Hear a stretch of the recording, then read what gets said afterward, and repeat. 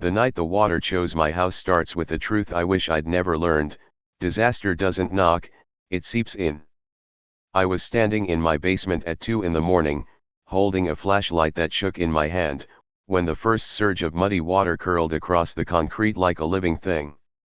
The storm outside was brutal, but every house on my block was dry except mine. And in that moment I realized something was terribly, deliberately wrong. The water wasn't entering from the storm drains or foundation cracks. Instead, it flowed in a straight, unnatural line from the direction of the Homeowners Association's newly landscaped path. I followed it outside, rain slicing across my face, and there I saw the trench freshly dug, disguised with gravel and angled perfectly toward my property. That was the night I understood the truth. They had diverted the neighborhood floodwater away from their parking lot and straight into my basement.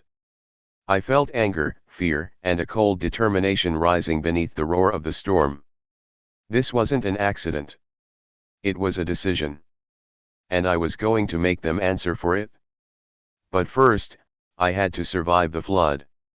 I rushed for sandbags, dragged furniture upstairs, and called the emergency line while the water climbed the walls, swallowing boxes, tools, memories. Every second felt like a countdown, every echo of dripping water like a threat. But standing in that rising pool, I made a promise to myself: they would regret ever treating my home like a drainage ditch. Tonight was the disaster. Tomorrow would be the beginning of my fight. I didn't know how long the battle would last, or how expensive it would become, but I knew one thing with absolute clarity: I wasn't the victim in this story, I was the storm they never expected. I tightened my grip on the railing, watching the water churn, and whispered a promise into the dark basement air. They moved the water into my life. Now I would move justice into theirs. When the sun finally rose, my house was silent, my basement a wreck, and my resolve unbreakable. This was no longer about repairs. This was about accountability, consequences, and the $90,000 they were going to pay for what they'd done. My fight had begun. I took a breath, stepped toward the day, and prepared to confront the HOA.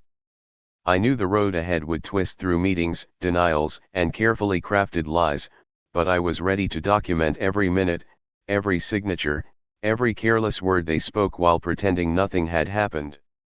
This was only the beginning of their reckoning ahead. Morning brought silence, but it wasn't peace, it was the heavy calm of a battlefield after the shells stopped falling. I walked through the kitchen with my shoes still wet, every step echoing the night's damage below. The HOA email arrived before sunrise: cold, clipped, and dismissive, excess rainfall event. Homeowner responsibility. That sentence burned hotter than the water that ruined my basement. I refused to be quiet. I photographed the trench, the angle, the stream that pointed like an arrow toward my wall. Neighbors watched from porches, whispering, unsure whether to speak or look away. One older resident leaned close and murmured that the board had argued for weeks about runoff, and someone chose the cheapest reroute. Cheap for them, catastrophic for me. I filed the first report, then another, stacking evidence like bricks. At the emergency meeting, their smiles were polished glass. The president said my foundation must be aging. I slid the photos across the table, each frame a mirror reflecting their decision. The room shifted, denial cracked. A consultant they hired tried to talk in circles, but measurements don't lie. The trench sloped exactly toward my lot, steep enough to turn storms into guided rivers. I listened calmly, documenting every word, refusing their attempts to minimize what they called temporary inconvenience. My voice stayed steady while I described the soaked wiring, the swallowed storage, the fear of mold rising through the floor of the rooms where my family lived. The board finally admitted they needed further evaluation. I heard what they meant: delay, discourage, outlast. But they underestimated the resolve forged in that flooded night. I walked out of the hall with a folder of proof and a promise that this would not fade into paperwork. The fight was moving from survival to strategy, and my next step would force them to confront every inch of damage they tried to ignore. I scheduled independent inspections, engineers with no ties to the board, and watched their instruments trace the slope like a confession. Their report would become the spine of my case, a blueprint of responsibility the HOA could not erase. Yet even as progress formed, anxiety lingered, because I knew they would stall, bargain, and pretend concern while protecting their budget. I refused to blink. The storm had chosen my basement, but now I was choosing the battleground. Paperwork, timelines, truth, and persistence would become my tools, sharper than any shovel they used to carve that trench. I closed the door that night, knowing the real confrontation was still ahead, and that I was ready to meet it head on, whatever it cost. Because justice was no longer optional for my home. The engineering report arrived like a verdict, printed in precise language that cut through every excuse the board had rehearsed. It traced the trench from the landscaped path to my foundation, measuring slope, depth, and direction, proving that storm water had been intentionally funneled toward my property. As I read each page, the memory of that flooded night returned, but now the fear was gone. In its place stood certainty, evidence, and purpose. I walked into the next HOA meeting carrying the report like a shield. The room smelled faintly of coffee and tension. The board members glanced at one another, each trying to decide who would speak first. When I laid the packet on the table, the consultant stopped smiling. The president cleared his throat, calling it one interpretation. I reminded him that interpretation doesn't create angles, gravity, or flood paths, design does. Their tone shifted from denial to caution. They asked for time to review options, but I had already learned what delay meant. My voice remained calm as I explained the growing mold risk, the damaged wiring, the hours spent cleaning a disaster I never caused.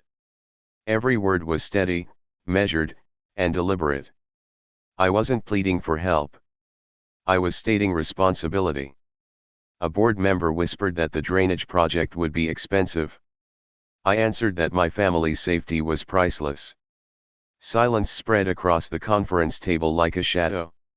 They understood then that I wasn't backing away, and I wasn't accepting partial repairs or empty promises. That night, I documented everything: phone calls, meeting minutes, photographs, invoices. I built a timeline that read like a story of choices, shortcuts, and consequences. When I emailed them a formal demand letter with the engineer's findings attached, I felt the balance shift. For the first time since the flood, the power no longer belonged to the people who dug that trench. Days passed without a response, but silence can speak loudly. Neighbors began asking questions of their own, and rumors moved through the subdivision like wind through trees. The board finally replied with cautious wording about potential corrective measures and shared responsibility. I read their message twice and knew what it really meant. They were afraid of what would happen if they refused. The path ahead was still uncertain, but the ground beneath my feet felt solid again. I had truth, proof, and relentless patience. And I was prepared to take the next step, no matter how hard they tried to avoid it. The next phase of the fight unfolded in slow, deliberate motions, like a chess game played beneath fluorescent lights. When the board announced a sidewalk, I arrived early and stood at the edge of the trench, watching rainwater trace the scar they had carved through the soil. The engineer accompanied me, clipboard steady, voice precise. He explained gradients, runoff volumes, and regulatory obligations the board could no longer ignore, and every measurement sounded like accountability knocking at their door. The members gathered with umbrellas and practiced politeness. They spoke in careful phrases about community balance and budget priorities, but their eyes followed the water line exactly where it disappeared into my foundation wall. The consultant tried to soften the findings, yet the evidence remained relentless. Gravel shifted, mud pooled, and the truth surfaced with every step we took along that channel. I described the nights spent drying floors, the dehumidifiers humming like engines of exhaustion, and the creeping anxiety that returned whenever clouds gathered. My words didn't accuse, they documented. The engineer confirmed that the only permanent solution required a full drainage redesign, rerouting runoff away from residential structures and installing a system capable of handling future storms. The estimate hovered near $90,000, and the silence that followed felt heavier than the storm itself. For a moment, the president attempted compromise, proposing cosmetic patchwork and shared payment. I met his suggestion with calm clarity. I reminded them that I never asked for luxury or upgrades. I asked for the safety my home once had before their project redirected the neighborhood's water into my life. The engineer backed the recommendation in writing, and I saw the realization spread across their faces: refusal would not survive scrutiny. We concluded the walk as clouds rolled overhead, the trench glistening like a signature none of them could erase. That evening, I organized the photographs, reports, and recordings into a single file, a narrative built from facts that could withstand any challenge. The fear that once filled my basement had transformed into momentum. I knew the board was meeting in private, weighing costs against consequences, and for the first time, the outcome felt inevitable. The storm had written its chapter. Now the decision belonged to them. Yet I also understood that inevitability does not arrive alone. It brings paperwork, negotiations, and the quiet pressure of deadlines, and I prepared myself to face each one without hesitation, determined to protect my home, my peace, and every square foot the water once claimed. It was no longer a dispute about repairs, it was a promise that accountability would rise higher than any flood that had ever touched my basement. Tonight began without celebration, arriving in cautious sentences that carried the weight of consequences. The board had met in private, and while rumors drifted through the neighborhood, I waited in silence, trusting the evidence that had guided every step of my fight. The binder on my kitchen table held photographs, measurements, and the engineer's conclusions, each page reminding me why I refused to accept anything less than accountability. Before the decision, I walked the length of the trench again, tracing the hardened soil where storm water once turned toward my foundation like a guided current. The memory of that night no longer shook me, it steadied me, sharpening the purpose that had grown from fear into resolve. I understood that whatever the outcome, I had already proven the truth. When the email finally arrived, its language was careful but unmistakable. The association would fund a complete drainage redesign, permanent rerouting of runoff, structural protection for my basement, and restoration of every area damaged by the flood. They framed it as a community improvement, yet every line echoed the choices that led us here. I read the document slowly, letting relief rise like sunlight through the cracks the water once filled. The estimate confirmed the cost: $90,000 for excavation, grading, reinforced piping, inspection, and long-term maintenance. A construction schedule followed, along with requests for access and coordination with contractors. I answered with professionalism and detail, insisting that transparency guide the project from survey to final sign-off. This was not about winning, it was about restoring safety to the place my family called home. Neighbors began stopping by, some apologetic, others inspired that persistence could stand against shortcuts. I told them that responsibility protects everyone, because water is patient, and mistakes travel until they find a house to break. The board now spoke with humility, their decision slower, their words measured, as if the ground itself had taught them caution. As preparations moved forward, I walked into the quiet basement and listened to the soft hum of the dehumidifier, no longer a symbol of crisis, but a reminder of the journey from disaster to determination. I knew the story was not finished, because construction brings noise, delays, and moments of doubt, yet I faced them with a calm shaped by every step that led here, certain that the next chapter would carry this resolve even further. Outside, the sky gathered thin clouds above the rooftops, and I understood that storms would always return, but now the water had a path that honored the truth, and my voice had a place in the foundation of every decision made around this home for the sake of tomorrow and peace. Begins with the sound of excavators outside my window, their engines rolling across the street like distant thunder. Workers marked the soil with bright stakes, mapping the new route that would carry every storm away from my basement.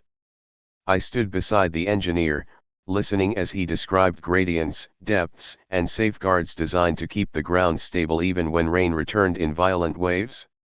This project was more than repair, it was a correction, a promise written in concrete and earth. As crews opened the old trench, the evidence of past shortcuts surfaced again. Shallow channels angled toward my lot like arrows, reminding me why I had refused silence. Instead of anger, I felt calm resolve. I documented every step, not to relieve the flood, but to honor the journey that turned fear into accountability. Day after day, pipes settled into place, gravel layered beneath them like armor, and the slope shifted away from my foundation. The contractor spoke with respect, asking about access, timing, and safety, and I realized how different this moment felt from the first meeting filled with denial. Each signature, each inspection, stitched confidence back into the walls of my home. When the final drain structure was lowered into the ground, I watched the sky darken with an approaching storm. Rain arrived, steady and relentless, but this time the water followed its new course, sweeping down the channel, vanishing into the system built to protect every house on our block. I exhaled, hearing only the quiet echo of safety returning. The board stood nearby, humbled, watching the runoff disappear. They finally understood what responsibility costs, and what neglect demands in return. I did not celebrate, I reflected, knowing that accountability matters only when it lasts beyond the storm. The lesson was written into the ground, and my voice would remain part of its foundation for years to come. As neighbors gathered along the sidewalk, they spoke softly about change, about vigilance, and about how one determined voice can redirect more than water. Their gratitude felt genuine, and I thanked them for standing beside the truth when it mattered. The storm eased, leaving the air cool and clear, and I walked downstairs to the basement that once echoed with fear. Now it whispered something different: peace, patience, and strength earned through perseverance. I knew the story was not finished. There were inspections ahead, paperwork to close, and reflections still waiting to unfold. Yet as I switched off the light, I understood that justice had already taken root, guiding every decision that would follow this long season of rain and resilience. And with that calm in my chest, I prepared for whatever came next tomorrow. Unfolds in the weeks after construction, when the ground has settled and the noise of machinery fades into memory. Life inside the house feels different, quieter, as if every repaired beam and sealed corner carries a breath of gratitude. Yet reflection arrives with its own gravity. I revisit the photographs, the measurements, the letters that once felt like lifelines, and I see not only damage but growth. The struggle reshaped my sense of home, turning fear into vigilance and frustration into purpose. I meet with the engineer one final time as he reviews the completed system. His words are measured and confident: runoff now follows a disciplined path, protected by anchors, barriers, and oversight the board cannot ignore again. We walk the redesigned slope together, and he thanks me for insisting on a solution that safeguards the entire community, not just my foundation. For the first time, I feel the weight of the journey lifting. The board issues a formal acknowledgement, brief but sincere. Their tone has changed, caution has softened into accountability. They speak about maintenance schedules, inspection reports, and transparency, terms that once sounded distant but now ring like promises. I accept their letter without bitterness. Winning was never about triumph. It was about safety, the kind that shields families long after the rain stops. At home, I begin restoring the basement room by room. Fresh coats of paint brighten the walls, boxes return to shelves, and the echo that once carried fear now holds calm. I leave one framed photograph on the desk, the trench on the day we discovered its slope. It reminds me that silence invites damage, but determination builds protection. Neighbors stop by with stories of their own leaky gutters, restless nights, old worries about storms. We talk about preparation, about speaking up before problems deepen, and I realize the battle created something larger than resolution. It created awareness. The ground outside is stronger, but so are we. And as clouds gather on the horizon again, I no longer brace for disaster. I watch the first drop slide across the pavement and disappear into the system below, and I feel peace, steady and earned, flowing in the opposite direction of every fear that once entered my home. The experience changed the way I move through each day, reminding me that courage is not loud, it is patient, persistent, and unwilling to disappear when the room turns quiet. I carry that lesson forward, keeping records, asking questions, and protecting the space I work so hard to reclaim, knowing resilience is a foundation no storm can wash away. Its memory guides every choice I make with quiet strength beyond storms ahead. It opens during the first true storm of the season after the project's completion, a night when clouds towered above the neighborhood like dark monuments and the wind carried the same distant roar that once foretold disaster. I waited at the window, not with fear, but with a quiet vigilance shaped by everything we had endured. Rain gathered across the pavement, streaming toward the redesigned slope, and each rivulet traced the new path with calm precision. Where water once invaded, it now moved with purpose, disappearing into the network of drains that represented more than construction, it represented accountability. Thunder rolled as I walked through the basement, listening for echoes that no longer existed. The air felt clean, the walls dry, the silence steady. I remembered the night when every drop was a threat and realized how far the journey had carried me. I wasn't just defending a building, I was reclaiming trust in the ground beneath my feet. Outside, the HOA board arrived to observe the storm test. Their voices were softer now. They watched the flow curve away from my property, and the engineer nodded with measured pride. No one spoke of shortcuts. No one dismissed the past. The lesson lived in the water's direction. As the rain intensified, neighbors gathered under shared umbrellas. We stood together, not as witnesses to crisis, but as guardians of the progress born from it. The system held, steady and sure, and for the first time I understood closure not as an ending, but as a foundation for responsibility moving forward. Later that night, I stored the final documents beside the photographs of the flood not as reminders of pain, but as proof of resilience. This chapter of my life had rewritten how I approach conflict, how I value persistence, and how I speak when silence feels easier. The storm slowly faded, leaving the streets washed clean, and I felt a calm resolve settle where fear once lived. Before the storm ended, I stepped outside and felt the cool air moving across the quiet street, and I realized the road to this moment had been built from patience, documentation, conversation, and courage. The journey taught me that progress rarely arrives all at once, it unfolds step by step, guided by people willing to stand firm when the easiest choice is surrender. That lesson settled into the rain-lit silence, reminding me that resilience grows strongest when it serves not only ourselves, but everyone nearby too. I looked at the basement door, knowing the story had one reflection left, a final step toward peace and perspective, and I was ready to tell it, just as clearly as every moment that brought me here. But with a quiet understanding shaped by every storm that came before it.